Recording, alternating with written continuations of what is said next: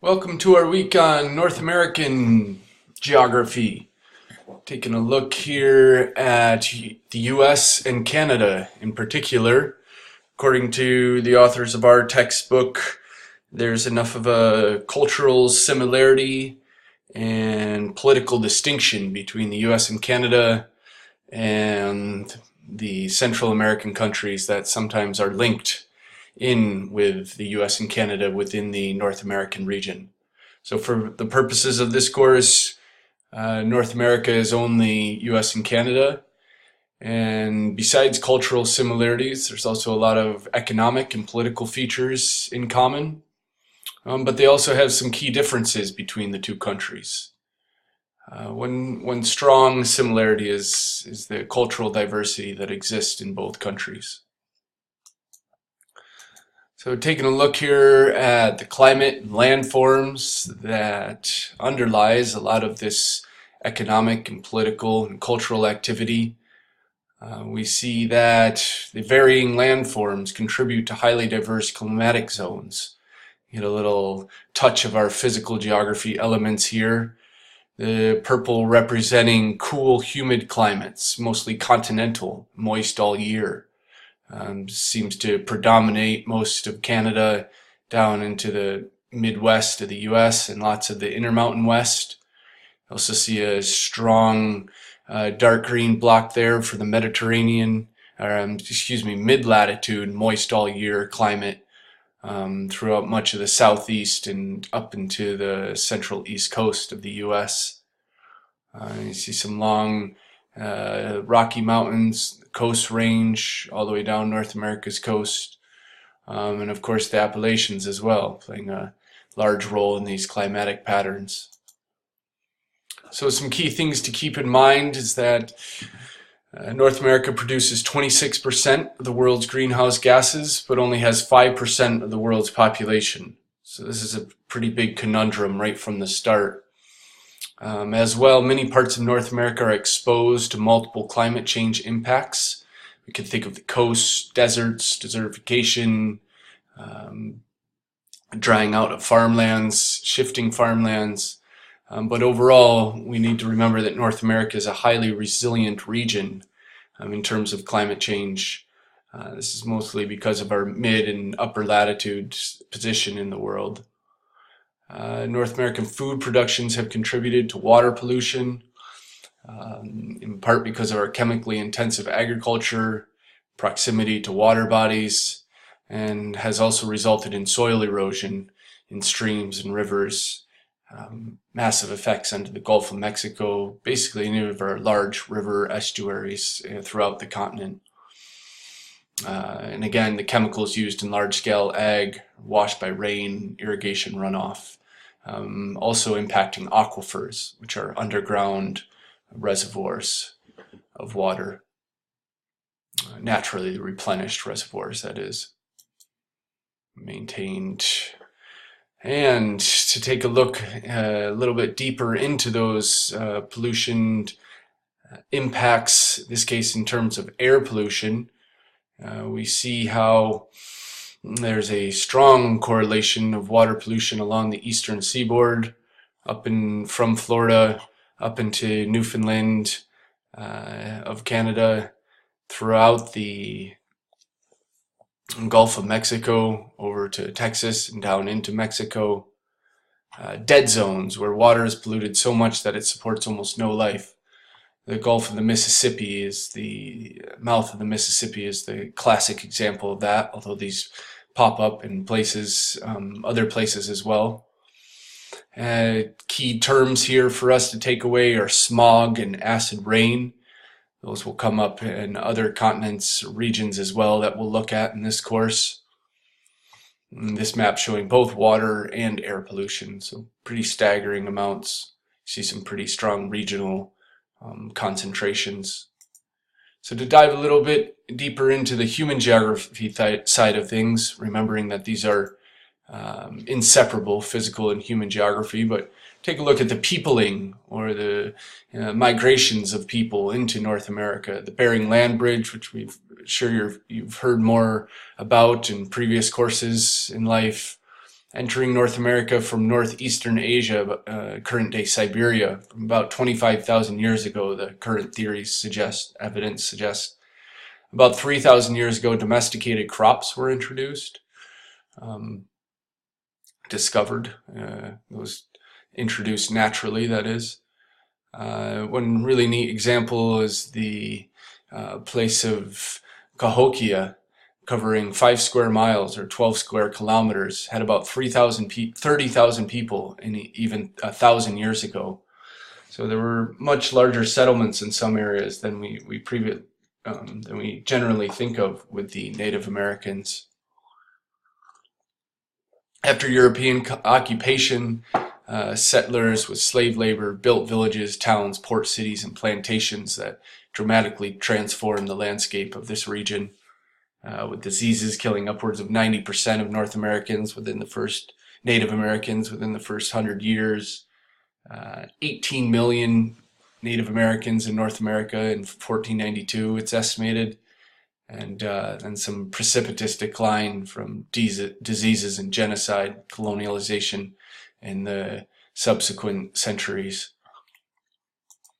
To touch on our theme of globalization and development, key things to keep in mind for North America include the decline in manufacturing. In the 1960s, the higher pay and benefits won by labor unions. You often hear this described as big labor. This led to increasing costs, as well as some of the transformations in technology at the time. Those were driving up cost as well. This encouraged the companies to move to the southeast, where there wasn't as strong of a labor movement. And then blasting forward to the 80s, and then 80s between US and Canada. In 1994, they added Mexico to the North American Free Trade Agreement. This allowed manufacturing to move to Mexico or even overseas, saving employers production costs. A lot of this is aided by the cheap shipping costs on ocean liners. And then especially automation in industries including steel, huge previous industry of this region of North America. This allowed for massive cost savings and steady production increase, but significantly reduced employment. This is part of the decline of employment in the Rust Belt that you hear about, branching from the Midwest cities such as Detroit, even eastward up into Cleveland, Ohio, over to Buffalo and Rochester, New York. Then to look at the service sector, which has largely replaced the manufacturing sector in much of North America. It's the strong economic base now. Tertiary, you can think of that as third sector, is what tertiary means. Refers to services, including transportation, utilities, wholesale and retail trade, health, leisure, maintenance, finance, government. A lot of you might already be employed or are planning on being employed in this sector. So it's interesting to keep in mind how much this has grown over the last few decades in North America. 75% of jobs in the US and Canada are in this sector. Not all service jobs are high paying though, as we know. The largest employer in the US, Walmart, is only $12 an hour on average. Many places lower than that, which is barely above the poverty level. So that's pretty interesting to keep in mind. Globalization in the economy. North America is the wealthiest and most technologically advanced presence in the global economy, tied just above Europe, according to a lot of research, or depends on how you split the numbers. But this gives North America a strong geopolitical influence. Allows US and Canada to mold or to really influence free trade policies that support major corporations and governments. We can think of different military companies, different high-tech companies, even still some manufacturing companies. These trade deals that we'll look at more and more throughout the course are really benefited by the strong geopolitical, or the power that is contained within these political systems. Despite relying on tariffs and quotas in the past, North America sees them as an obstacle to economic expansion abroad. So here's a map of NAFTA, including the US, Canada, and Mexico. It's the world's largest trading bloc. Once again, it stands for the North American Free Trade Agreement. So increased trade allow for expansion for American companies in particular into Mexico, but also other nations' companies. And it's exacerbated the trade deficits between the US and Mexico. Money earned from US exports to Mexico is far exceeded by money spent on US imports. To look a little bit deeper at globalization, Asia, North America, imports from China, produced by cheap labor, makes goods even cheaper than from Mexico. Well, this is shifting with some auto industry in particular. US and Canadian companies are also taking advantage of Chinese domestic markets, so selling our goods over there, selling North American made or designed, I should say. Asian investment in North America is rapidly growing, and a lot of IT jobs have been outsourced to centers in India, China, Southeast Asia, as well as Europe and beyond. So there's some really neat graphic here in the book, graphic 2.15, figure 2.15, that very, very potently describes the interdependencies between the US and Canada, the trade going back and forth in many different sectors.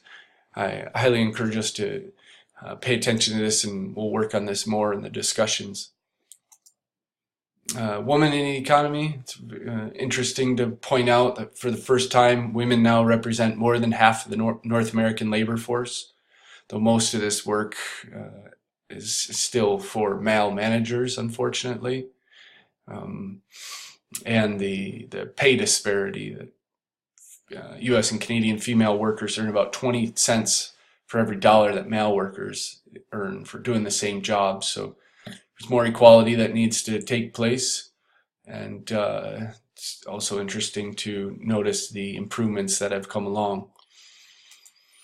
So some political issues in this region, North American foreign policy.